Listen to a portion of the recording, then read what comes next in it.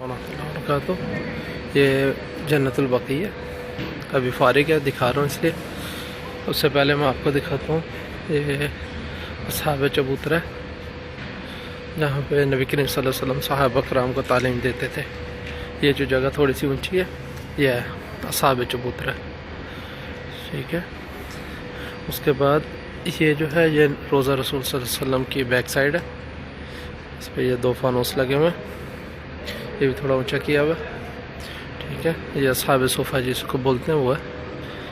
और ये जन्नतुल रियाजुल जन्नत देखें, कारपेट चेंज है। ये नबी करीम सल्लल्लाहु अलैहि वसल्लम के रोज़ा मुबारक की दाहिनी साइड है। यह है उस्तवाना वफूद, इधर जो वफद आते थे वो रुकते थे। यह है उस्तवाना हरस, यानी चौकीदार के लिए जो मामूर थे आप सल्लल्लाहु अलैहि वसल्लम के। और ये है सरीर, उस्तवाना सरीर, इधर में बेड यानी आराम फरमाते थे आप सल्लल्लाहु अलैहि वसल्लम।